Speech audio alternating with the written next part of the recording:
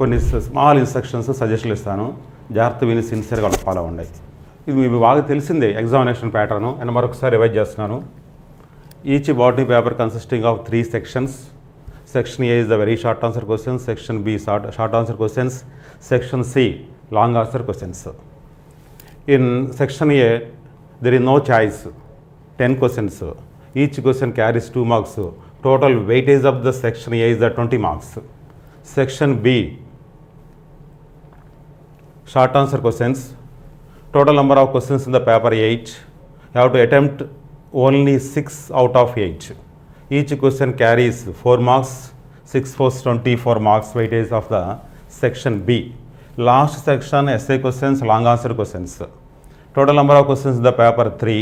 You have to attempt 2 only. Each question carries 8 marks. 8 2s are 16. This is the total 60 marks paper, 3 hours duration. Okay. ఇప్పుడు మనం section wise detail మాట్లాడుకుందాం. Very short answers. ఇక్కడ చాలామందికి ఒక doubt ఉండేదిరా, first start చేయాల్సింది very షార్ట్సా long ఆన్సర్సా. మీరు examination హాల్లోకి వెళ్ళిన వెంటనే క్వశ్చన్ పేపర్ తీసుకొని అన్ని క్వశ్చన్స్ 21 క్వశ్చన్స్ ముందు చదవండి. అడవడి కంగారు పడకుండా అన్ని క్వశ్చన్స్ చదివిన తర్వాత లాంగ్ ఆన్సర్లో మీరు ఏ 2 అయితే పర్ఫెక్ట్ అవుతారో ముందు పేపర్ దగ్గర జస్ట్ డాట్ మార్క్ పెట్టుకోండి. అలానే వెరీ షార్ట్ చదవండి. అప్పుడు మీకు ఐడియా వచ్చింది, ఓహో లాంగ్ ఆన్సర్స్ 2 బాగా వచ్చినవి ఉన్నాయి, షార్ట్ ఆన్సర్స్ అన్నీ వచ్చినవి ఉన్నాయి. అలా క్వశ్చన్ పేపర్ రీడ్ చేసిన తర్వాత అప్పుడు డిసైడ్ చేయొచ్చు వెరీ షార్ట్లా. ఇక్కడ 2 రకాల స్టూడెంట్స్ ఉంటారా. 60కి అటెంప్ట్ చేసేటువంటి కేటగిరీ ఉండిద్ది. కొద్దిమంది జస్ట్ యావరేజ్ స్టూడెంట్స్ 30 మార్క్స్ వచ్చిన చాలు, పాస్ అయితే చాలు అనుకుంటారు. వీళ్ళకి కొన్ని సజెషన్లు ఇవ్వాలి, వీళ్ళకి కొన్ని రకాల సజెషన్లు ఉంటాయి. ముందు నేను కాసేపు 60 అటెంప్ట్ చేసే వాళ్ళ గురించి మాట్లాడతాను, తర్వాత ఈ కేటగిరీ దగ్గర కూడా వస్తాను. అర్థమన్నా? 60 రావాలంటే ముందు పేపర్ వాల్యూ చేసే వాల్యూస్టర్కి మీ పేపర్ ఆన్సర్ షీటు మంచి ఇంప్రెషన్ రావాలి. అలా ఇంప్రెషన్ రావాలంటే వెరీ షార్ట్ ఆన్సర్లే స్టార్ట్ చేయాలి. చూడండి, ఒక స్టూడెంట్ వెరీ షార్ట్ ఆన్సర్ రాసి 10 క్వశ్చన్స్కి 10 కానీ అట్లీస్ట్ 9 క్వశ్చన్స్ అన్నా కరెక్ట్గా రాస్తే 9 రాసినట్లయితే 9 × 2 18 మార్క్స్ కదా. 10కి అటెంప్ట్ చేసి అన్నీ కరెక్ట్ 20 మార్క్స్ కదా. ఇది వాల్యూషన్ అయిపోయేసరికి సెక్షన్ ఏలో కనుక 18 or 20 మార్క్స్ కనుక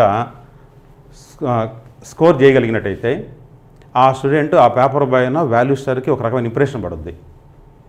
ఆ ఇంప్రెషన్తో ఈ షార్ట్ ఆన్సర్లో లాంగ్ ఆన్సర్లో చిన్న మైనర్స్ ఎర్రర్స్ ఉన్నా సరే అవి నెగ్లెక్ట్ అయిపోతుంటాయి. అందుకోసం 60కి అటెంప్ట్ చేసే ఉద్దేశం రావాలనుకుంటే కనుక వెరీ షార్ట్స్ స్టార్ట్ చేయండి.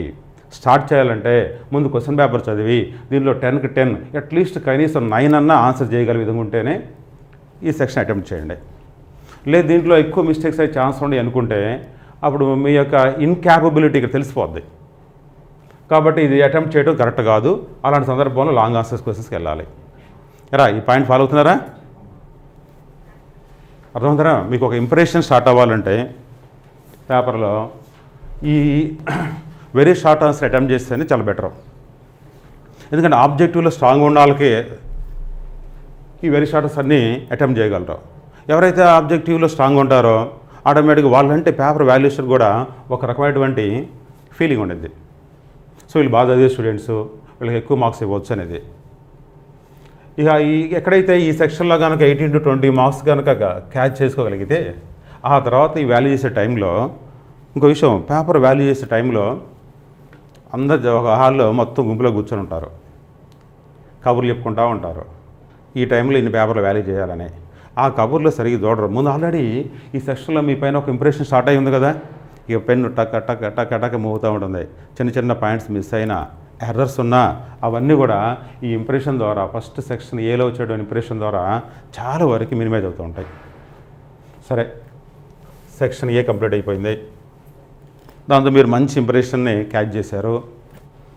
ఆ తర్వాత కొద్దిమంది పిల్లలు లాంగ్ ఆన్సర్ క్వశ్చన్కి వెళ్తుంటారు. దాంట్లో మీకు బాగా వచ్చేటువంటివి ఎనీ 2 సెలెక్ట్ చేసుకోండి.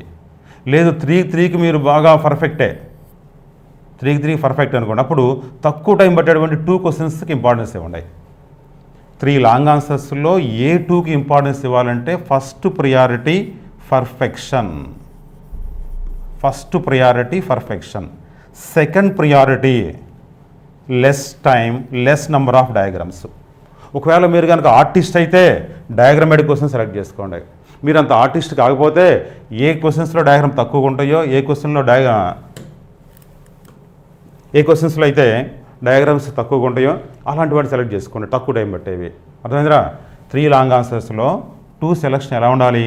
ఫస్ట్ ప్రిఫరెన్స్ ప్రయారిటీ పర్ఫెక్షన్కి, సెకండ్ ప్రిఫరెన్స్ లెస్ కంటెంట్.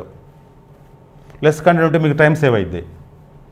ఇప్పుడు ఎగ్జాంపుల్ చెప్తాను. Morphology, root modifications, stem modifications చాలా ఉంటాయి, చాలా ఎగ్జాంపుల్స్ ఉంటాయి. ప్లస్ ఎక్కడైనా ఎర్రర్స్, మిస్టేక్ వచ్చే ఛాన్స్ ఉండేది. డయాగ్రామ్స్ నీట్గా డ్రా చేయాలి. ఏమన్నా అక్కడ ఏదైనా డయాగ్రామ్స్ సరిగా డ్రా చేయకపోతే అటువంటి క్వశ్చన్ కన్నా ఎనాటమీకి వెళ్ళటం చాలా బెస్ట్. సో ఎక్కువ నెంబర్ ఆఫ్ స్టూడెంట్స్ అటెంప్ట్ చేసేది మార్ఫాలజీ. ఎనాటమీ అటెంప్ట్ చేయడం వల్ల కొంచెం డిఫరెంట్గా పేపర్ వాల్యూస్ ఫీల్ అవుతుంటారు. వాళ్ళకి అది కూడా ఒక రకమైన ఇంప్రెషన్ స్టార్ట్ అయ్యింది. ఒకవేళ మీరు రియల్గా ఆర్టిస్టిక్ అయితే డయాగ్రామ్స్ బాగా ప్రాక్టీస్ చేస్తే మార్ఫాలజీకి వెళ్ళిపోవచ్చు. లేదనుకుంటే అప్పుడు ఎనాటమీకి వెళ్ళండి. ఎనాటమీలో సింగిల్ డయాగ్రామ్ ఉంటుంది, తక్కువ మ్యాటర్ ఉంటుంది, ఈజీగా స్కోర్ చేయడానికి ఛాన్స్ ఉంది ఎనాటమీ. సరే, నెక్స్ట్ షార్ట్ ఆన్సర్ క్వశ్చన్ విషయానికి వద్దాం. 8 టోటల్ నెంబర్ ఆఫ్ క్వశ్చన్స్ 8 కదా, 6 రాయాలనుకున్నాం కదా, 6 రాస్తున్నారు క్వశ్చన్లో. దాంట్లో కూడా మీకు దాదాపు 8కి 8 బాగానే వచ్చు అనుకుందాం, బాగానే పర్ఫెక్ట్ అయ్యారు. వాటిలో కూడా ఏవి ఫస్ట్ 6 పర్ఫెక్ట్ అవుతుంటాయి ఆ 6 రాసేసేయండి.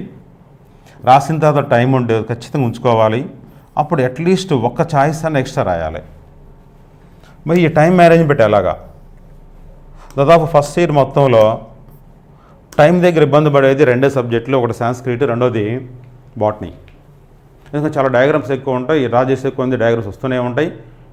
ఆ డయాగ్రామ్స్ ఉండాలి కూడా. ఒకవేళ ఫస్ట్ ఇయర్ బాటనీలో మ్యాక్సిమం మార్క్స్ రావాలంటే పేపర్లో ఎన్ని ఎక్కువ డయాగ్రామ్స్ కనపడితే అంత అడ్వాంటేజ్. మరి అన్ని డయాగ్రామ్ రాయాలంటే ఆటోమేటిక్గా టైం ఎక్కువ తీసుకునేది. అందువల్ల టైం ఇంపార్టెన్స్. 3 అవర్స్ ఒకసారి రిపోవచ్చు కూడా. అందుకోసం అందరు మీ రిస్ట్ వాచ్ దగ్గర పెట్టుకొని చెక్ చేసుకుంటూ ఉండాలి.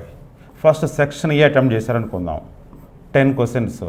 ఈచ్ క్వశ్చన్ ఆన్ అన్ యావరేజ్లో కొన్ని క్వశ్చన్లకు 1 మినిట్ పడవచ్చు, కొన్ని క్వశ్చన్స్కి 3 మినిట్ పడవచ్చు. టోటల్గా 20 మినిట్స్లో సెక్షన్ ఏ కంప్లీట్ అయిపోవాలి. మీరు పేపర్ ఇచ్చిన వెంటనే ఆన్సర్ చేయడం స్టార్ట్ చేయరు.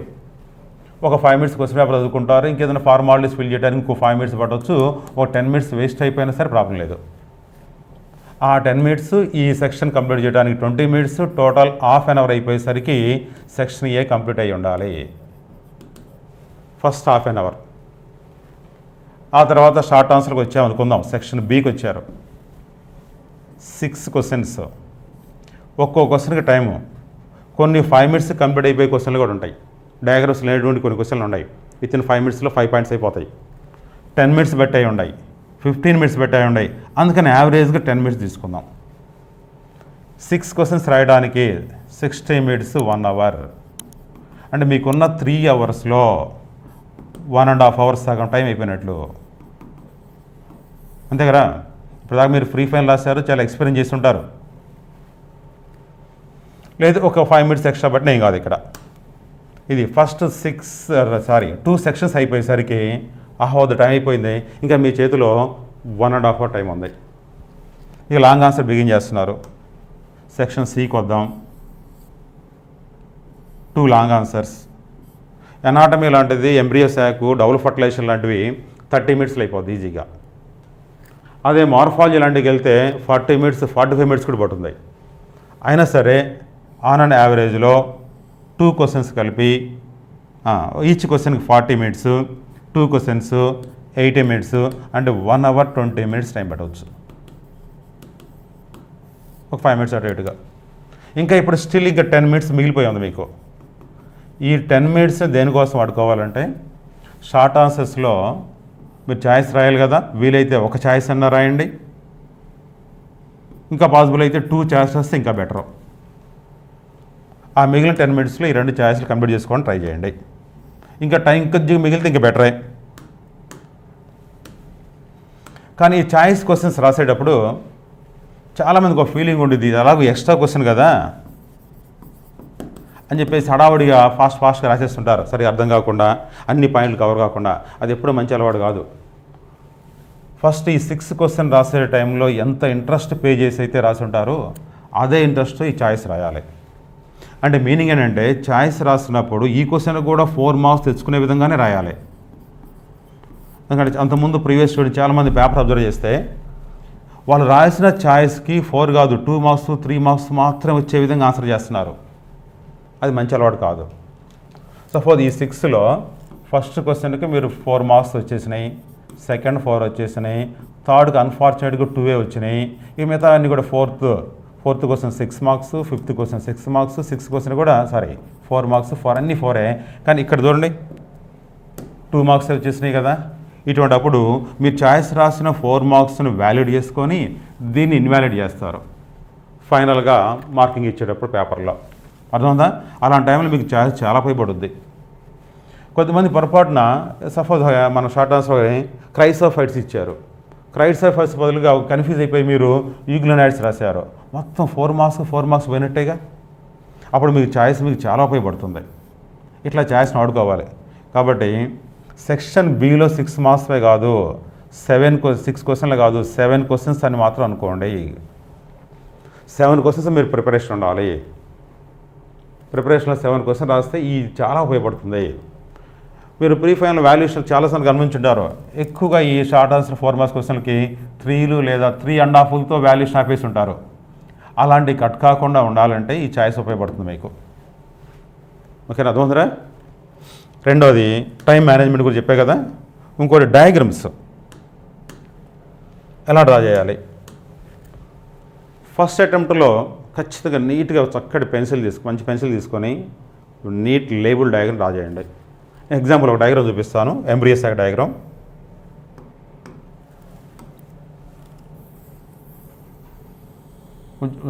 పెద్దగా డ్రా చేయండి డయాగ్రామ్. ఇలాగా structure of an embryo sac పెన్సిల్తో మాత్రం డ్రా చేయండి.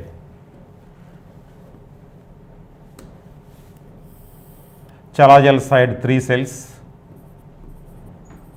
vegetative cells, towards a micropylar and egg apparatus is there. It is consisting of 2 synergids and 1 egg cell. Exactly at the center 2 polar nuclei. The polar nuclei are present inside of central cell. It is the membrane of central cell.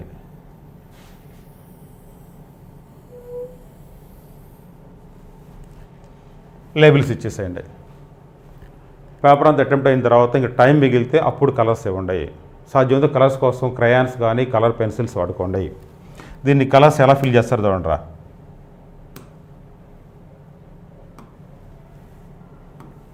This is the cytoplasm of central cell. 3 యాంటీపోడల్స్కి same కలర్తో fill చేయండి. Crayons or colour pens better. ఇక్కడ sketches వాడొద్దు. స్కెచెస్తో మీరు అక్కడ colour fill చేస్తే question paper back side అంతా కూడా కలర్ అబ్జార్బ్ చేసుకొని అక్కడ రాసిన రైటింగ్ మ్యాటర్ అంతా కూడా డిస్టర్బ్ అయ్యే ఛాన్స్ ఉంటుంది. ఎట్టి పరిస్థితుల్లో స్కెచెస్ వాడొద్దు. ఇలాంటి సెల్స్లో కలర్ ఫిల్ చేయడానికి మాత్రం క్రయాన్స్ లేదా కలర్ పెన్సిల్స్ బెటరు. చూడండి 3 సెల్స్కి కామన్ కలర్ ఇచ్చామంటే ఆ 3 ఒకే కేటగిరీ అన్నట్టుగా. తర్వాత సినర్జిస్కి వద్దాం.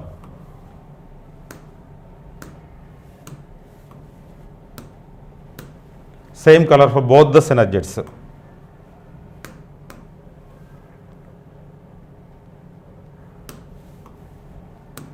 egg cell.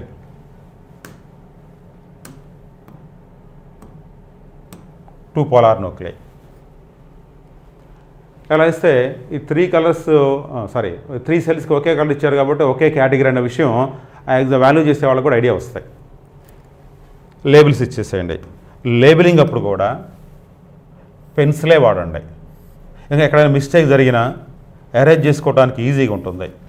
కనీసం మీరు లేబుల్స్ వర్డ్స్ రాసినప్పుడు పెన్ను వాడినా లైన్స్ మాత్రం పెన్సిలే వాడండి.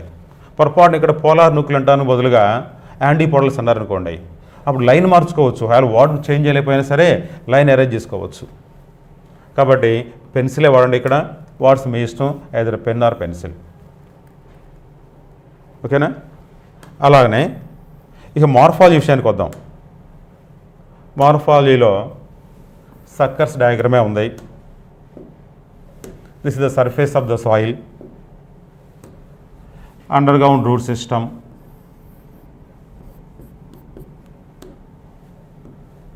Partially underground part of the stem. It possesses both nodes and internodes.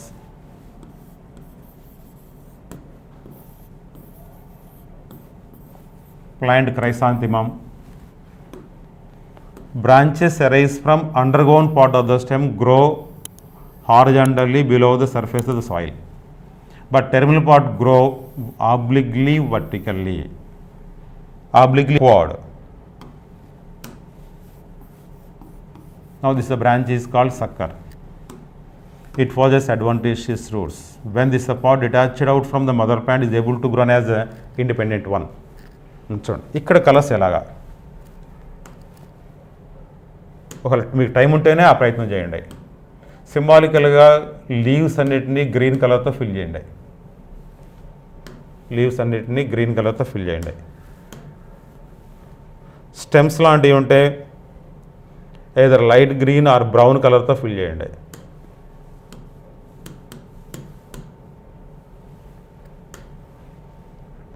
Route either white or brown.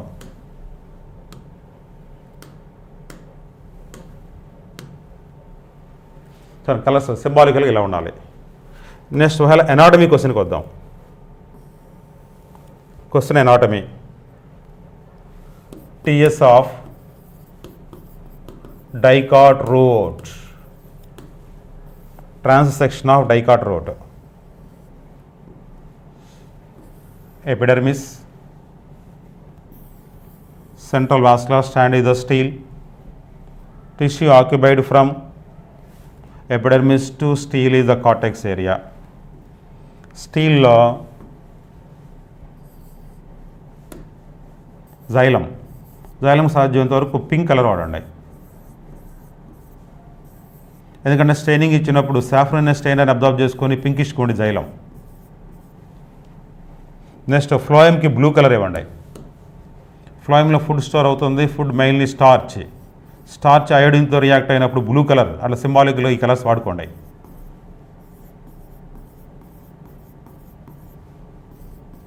ముందు పెన్సిల్తోనే డ్రా చేయండి, తర్వాత కలర్స్ని ఫిల్ చేయండి ఇలాగా. ఇంకా మీకు ఓపిక ఉండే టైం ఉంటే ఈ నింపేసేయండి సర్కిల్స్, జైలం వెజల్స్. టైం ఉంటేనే లాస్ట్లో ఇదంతా కూడా పేపర్ మొత్తం కన్వర్ట్ అయిపోయి టైం ఉంటేనే అప్పుడు డయాగ్రామ్స్ ఆ విధంగా మేకప్ చేయండి.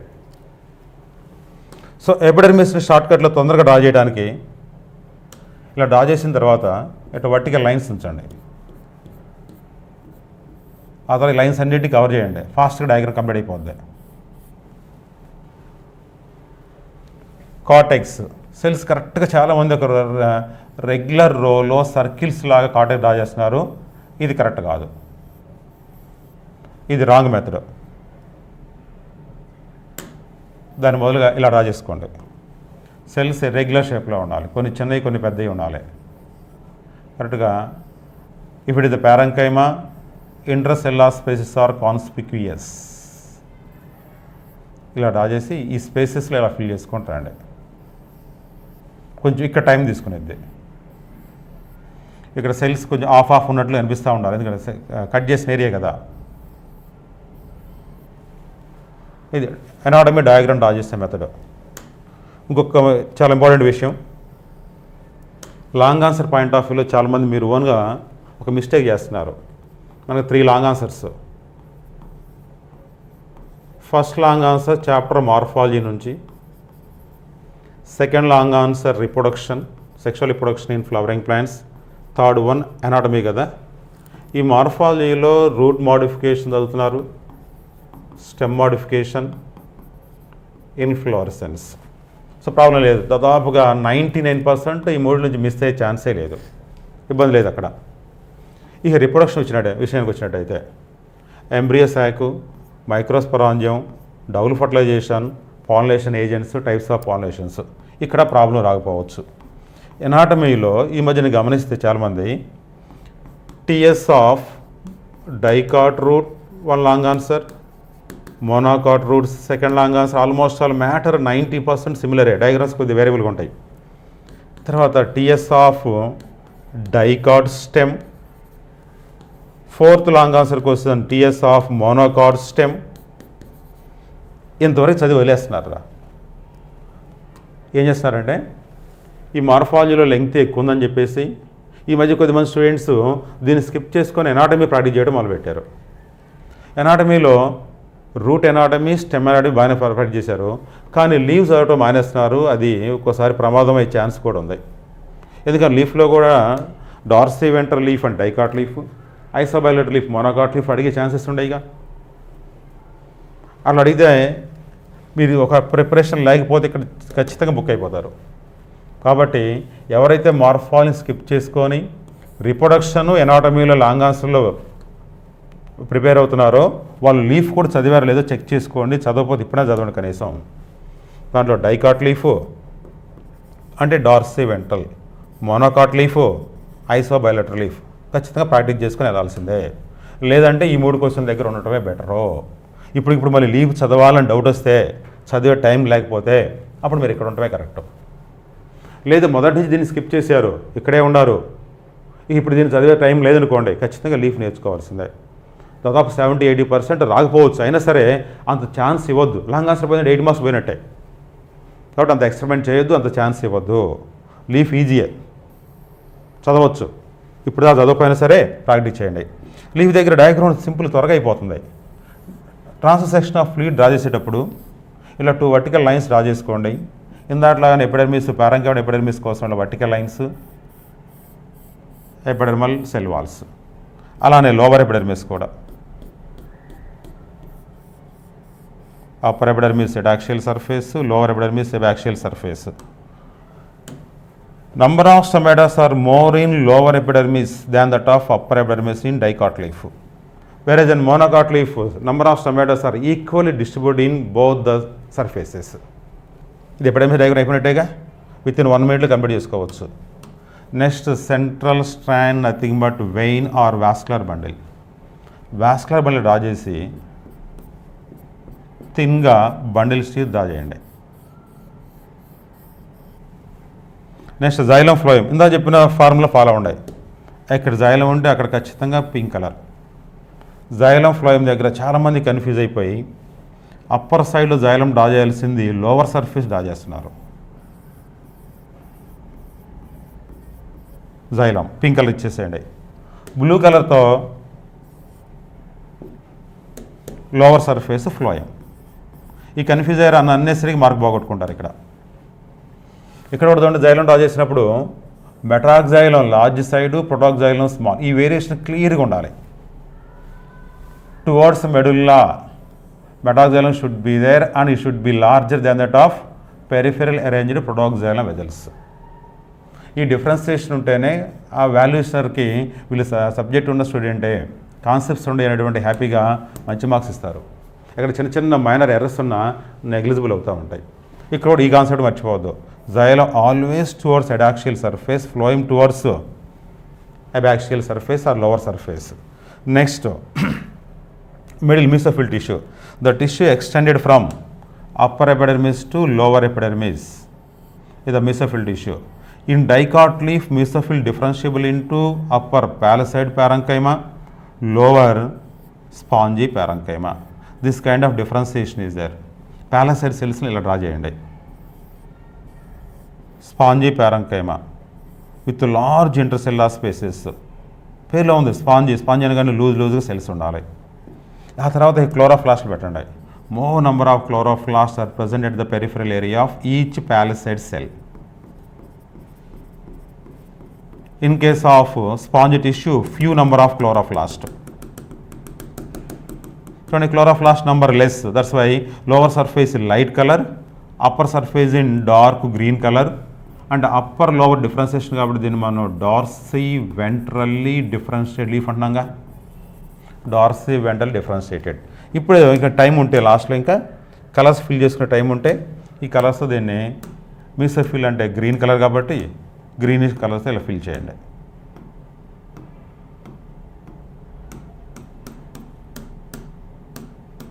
డయాగ్రామ్ చూడగానే ఒక ఇంప్రెషన్ స్టార్ట్ అయిపోద్దిగా. మీరు మ్యాటర్ ఏదైనా కొన్ని పాయింట్స్ మిస్ అయినా సరే ఇంప్రెషన్ వచ్చేసింది డయాగ్రామ్తో. డయాగ్రామే చాలా విషయాలు మాట్లాడుతుంది, డయాగ్రామ్ చాలా విషయాలు ఎక్స్ప్లెయిన్ చేస్తూ ఉంది పేపర్ వాల్యూ చేసే వాళ్ళకి. ఏదో ఫార్మాలిటీగా మ్యాటర్ ప్రజెంట్ చేస్తారు. ఓకేనా. ఇక్కడ ఇంకొద్దిమంది ఎక్కువ మంది స్టూడెంట్స్ చేసే కామన్ మిస్టేక్ ఏంటంటే స్టెమ్ రూట్ డ్రా చేసే టైంలో సైడ్ హెడింగ్స్ ఈ 3 కనబడుతుంటాయి రా. ఎపిడెర్మిస్ కామన్గా ఎనటామికల్లీ both the roots and dichostem differentiable into 3 areas: epidermis, next area is the cortex, and the central strand is the stele. Okay. అదే లీఫ్కి వచ్చేసరికి ఇవే పార్ట్స్ కంటిన్యూ చేస్తూ ఉంటారు. ఎపిడెర్మిస్ ఓకే కానీ కార్టెక్స్ బదులు మీసోఫిల్, అండ్ థర్డ్ వన్ ఇది steel బదులుగా vascular bundles. In case of monocot stem, ground tissue is present instead of cortex and stele. Stelar and cortical differentiation absent in monocot stem. Vascular bundles are scattered. Many vascular bundles are scattered in ground tissue. అర్థమైందరా? ఈ విధంగా diagram దగ్గర కేర్ఫుల్గా ఉండండి.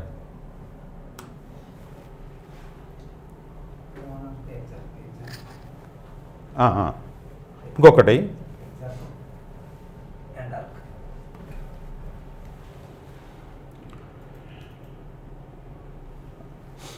Route anatomy, stem ఎనాటమీలో చాలా common చేసేటువంటి mistakes ఏంటంటే ఇది route steel diagram కదా, ప్రొడాక్సైల్ is present towards outside. This kind of xylem arrangement is known as exarch. In case of stem, it is the vascular bundle of the stem. Prodoxylem is present towards inside or medulla, meta towards outside. Prodoxylem towards inside, inner, endark. It is prodoxylem, px. It is metaxylem, mx. Endark. Endark is the characteristic feature of both monocot and dicot stems. Exarch is the characteristic feature of both the roots, both the dicot root and monocot root. Prodoxylem is towards outside, it is exarch condition, whereas in stems prodoxylem is present towards medullary center, that condition is endark. Endark is the characteristic feature of stems. ఇవి కూడా చాలా కేర్ఫుల్గా ఉండాలి. పొరపాటు ఆ point దీనికి ఈ point దాన్ని రాస్తే ఇక్కడ ఒక్క మార్క్ పోద్ది, చిన్న విషయానికి 1 మార్క్ కట్ చేసే ఛాన్సెస్ కూడా ఉంటాయి. నెక్స్ట్ ఇంకొక విషయం రా, మరొకసారి సెక్షన్ ఏ రాస్తున్నారు కదా, very short answer questions. Question number 1 వేస్తున్నారు, ఆన్సర్ రాశారు, పెన్సిల్ తీసుకొని చక్కగా ఆన్సర్ కనిపెట్టిన తర్వాత లైన్ కొట్టేసేయండి. సెకండ్ క్వశ్చన్ రాశారు, ఆన్సర్ అయిపోయిన తర్వాత మళ్ళీ లైన్. థర్డ్ క్వశ్చన్ ఆన్సర్ కనిపెట్టిన లైన్స్. ఇలా ఉంటే వాళ్ళకి అడ్వాంటేజ్ ఉంది. పేపర్ వాల్యూ చేసే టైంలో ఆ వాల్యూషనర్ పేపర్ దిద్దేవాళ్ళు ఫటాఫట మార్కులు వేశారు, 2 మార్క్స్ పడిపోయినాయి. మీకు ఎప్పుడైతే ఈ లైన్ లేకపోవడం వల్ల కొద్దిమంది, అందరు కాదు, ఈ సెకండ్ క్వశ్చన్ థర్డ్ క్వశ్చన్ అంత తొందరగా గమనించలేరు. సెకండ్ క్వశ్చన్ వాల్యూషన్ అయిపోయింది, ఇక్కడ 2 మార్క్స్ పడిపోయినాయి. థర్డ్ క్వశ్చన్ జస్ట్ 1 స్టేట్మెంట్ ఆన్సరే ఉంది, అది సెకండ్లో దగ్గరగా ఉండి కలిసిపోవడం వల్ల వాళ్ళు అబ్జర్వ్ చేయలేకపోవచ్చు. ఫోర్త్ క్వశ్చన్ కలిపి దాన్ని వాల్యూ చేస్తారు, అలా మిస్ అయ్యే ఛాన్సెస్ ఉంటాయి. ఇటువంటి ఎర్రర్స్ని అవాయిడ్ చేసుకోవాలి అంటే ఈ ఆన్సర్ అయిపోయిన తర్వాత పెన్సిల్ చక్కగా లైన్గా నీట్గా లైన్ కొట్టేస్తే మీకు ఇబ్బంది లేకుండా ఉంటుంది. ఇంకొకటి, క్వశ్చన్ పేపర్ చూసిన వెంటనే మీరు ఈ క్వశ్చన్లో వచ్చిన టిక్లు పెట్టుకుంటుంటారు కదా, కానీ రాసిన తర్వాత కూడా ఆ పేపర్ క్వశ్చన్ దగ్గర క్వశ్చన్ పేపర్లో క్వశ్చన్ నెంబర్ 1 కంప్లీట్ అయిన వెంటనే టిక్ కొట్టండి. ఒక్కోసారి కొద్దిమంది ఏం చేస్తుంటారంటే ఆన్సర్ రాయకుండా టిక్ పెట్టేస్తారు, మర్చిపోయి చేస్తారు. అందుకోసం వెరీ షార్ట్ ఆన్సర్ క్వశ్చన్స్ అయిపోయిన వెంటనే 10కి 10 ఆన్సర్లు ఉండాలని చెక్ చేసుకోండి. దానివల్ల మీకు 1 మినిట్ టైం వేస్ట్ అయ్యేది, కానీ ఎక్కువ టైం వేస్ట్ కాదు. 10 క్వశ్చన్స్ అయిపోయిన తర్వాత చెక్ చేసుకోండి అన్ని రాసామా లేదా అనేది. తర్వాత కొద్దిమందికి ఈ 10 క్వశ్చన్స్ బాగానే రాశారు, కానీ ఏదో ఒక క్వశ్చన్ డౌట్ ఉంది. కొన్ని న్యూమరికల్స్ విషయంలో ఏదైనా చిన్న డౌట్ రావచ్చు, 2 ఆన్సర్లు అనిపిస్తున్నాయి. అలాంటి సందర్భంలో మీకు 2 ఆన్సర్లు అనిపిస్తున్నాయి, అంతే కదా. ఒకటి ఆన్సర్ ఏ అని ఒక ఆన్సర్ బి అనుకుందాం. ఈ ఆన్సర్ ముందు ఒక సీక్వెన్స్లో రాసేయండి. టైం ఉంటే పేపర్ ఎండ్లో మళ్ళీ సేమ్ క్వశ్చన్ నెంబర్ వేసి మీకు 2 ఆన్సర్ అనిపిస్తుంది కదా, అది రాయండి. ఎక్కువ మంది వాల్యూషనర్స్ పేపర్ వాల్యూ చేసేవాళ్ళు ఈ రెండింటిలో ఏది కరెక్ట్ అయితే ఆ కరెక్ట్ అయిన దానికి 2 మార్క్స్ ఇచ్చేసి దాన్ని వ్యాలిడ్ చేయకుండా వదిలేస్తుంటారు. అలాంటి టెక్నిక్ 10 సందర్భంలో వాడవద్దు. కాంట్ బట్ కండిషన్లో మాత్రమే ఇలాంటి టెక్నిక్ వాడుకోండి.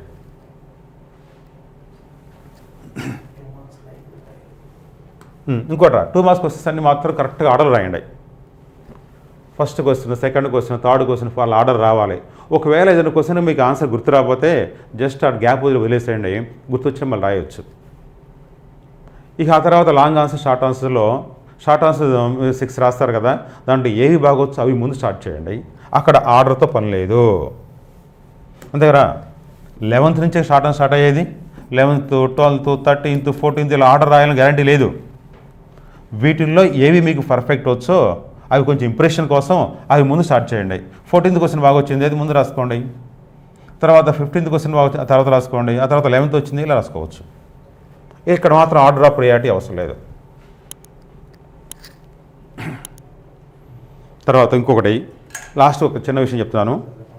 కొన్ని సెంటెన్స్లో ఒక్కోసారి మీకు పేపర్ ఇచ్చేసరికి లేట్ కావచ్చు. కరెక్ట్ ఎగ్జాక్ట్గా 9కి 9 పేపర్ ఇవ్వకపోవచ్చు. వాళ్ళ పేపర్ రావడం వల్ల కానీ కొన్ని అన్అవాయిడబుల్ రీజన్స్ వల్ల పేపర్ డిలే అవ్వచ్చు. అది 5 minutes కావచ్చు, 10 minutes కావచ్చు.